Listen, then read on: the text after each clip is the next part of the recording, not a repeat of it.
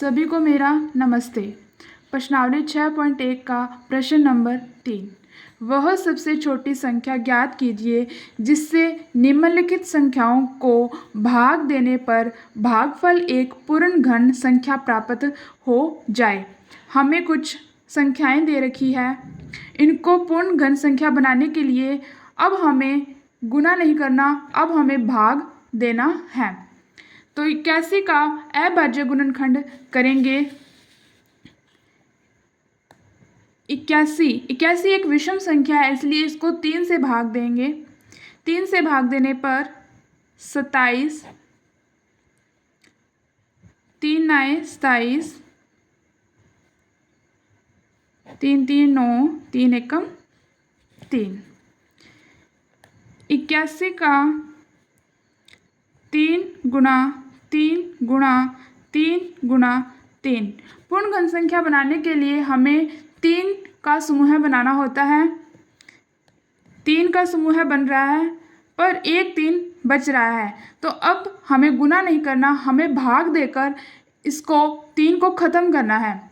जैसे कि 81 है बराबर में 3 गुणा 3 गुणा 3 गुणा 3, 3 का समूह बन रहा है, तो इसको इस साइड भी 3 से गुना करेंगे और इस साइड भी 3 से गुना करेंगे।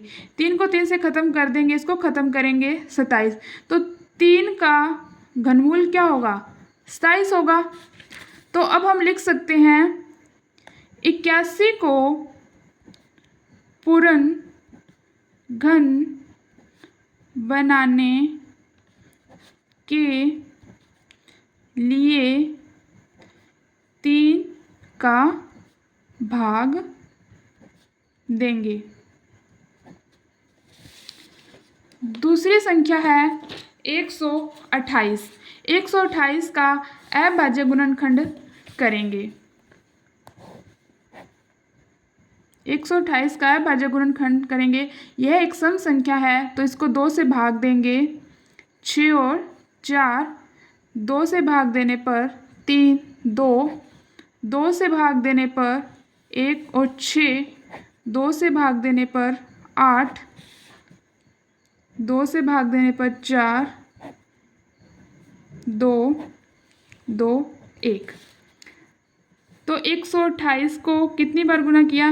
1 2 3 4 5 6 7। 1 2 2 2 2 2 2 गुणा में 2, तो 3 के समूह बनने चाहिए।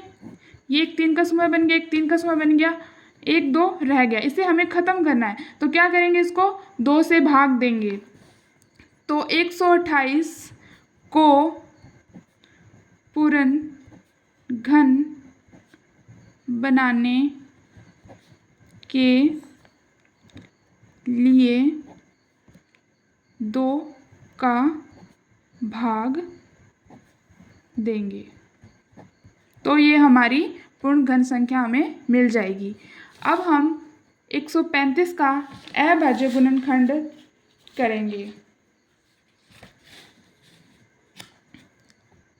135 का अभाज्य गुणनखंड करने पर यह एक विषम संख्या है, तो 2 से भाग नहीं जाएगा, हम इसको 3 से भाग देते हैं।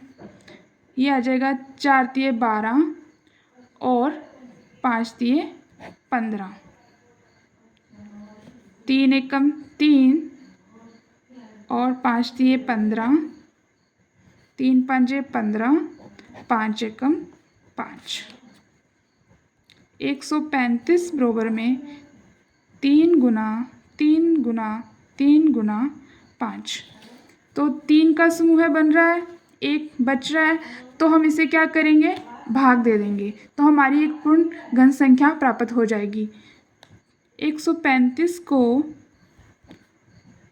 पूर्ण घन बनाने के लिए 5 का भाग देंगे, तो हमें एक पूर्ण घन संख्या प्राप्त हो जाएगी।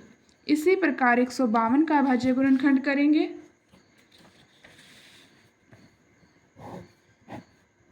152।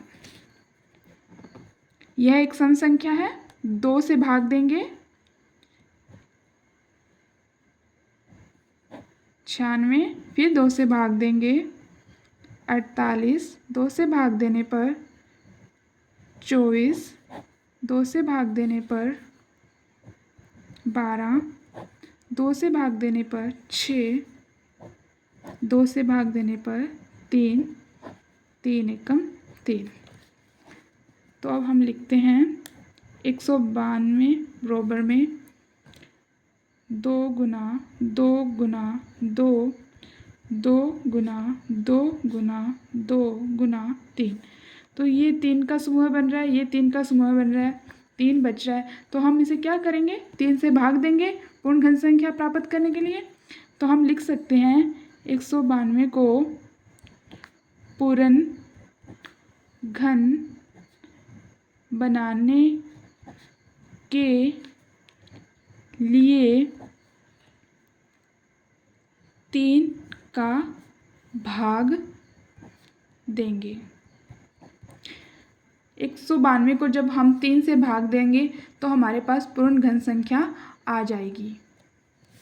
अब हमारे पास 5वां क्वेश्चन है 704। 704 का अभाज्य गुणनखंड करेंगे। 704 का क्या करेंगे, अभाज्य गुणनखंड करेंगे। यह एक सम संख्या है तो हम इसे किससे करेंगे, 2 से भाग देंगे। ये आएगा 3, 5, 2। 2 से भाग देने पर आएगा 1, 7, 6। 2 से भाग देने पर आएगा 8 दूनी 16, 8 दूनी 16। 2 से भाग देने पर 4, 4। 2 से भाग देने पर 2 एकम 2, 2 एकम 2। फिर 2 से भाग देने पर 2 एकम 2, 2 एकम 2। ये अब 11 से ही भाग जाएगा तो यहाँ आ जाएगा 1। अब हम लिख सकते हैं 704 बराबर में 2 गुना 2 गुना 2, 2 गुना 2 गुना 2 गुना में 11।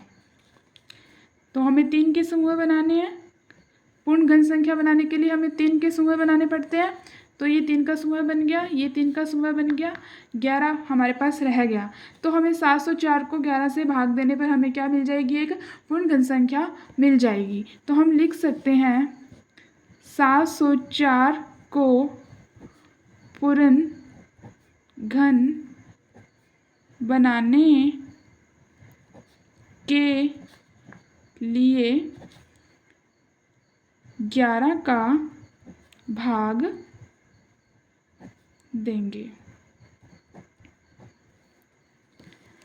अगर आपको मेरी वीडियो अच्छी लगी हो तो please subscribe, like and share करना मत भूलिएगा। और कोई भी डाउट हो तो मुझे कमेंट में ज़रूर पूछ सकते हो आप। Thank you so much.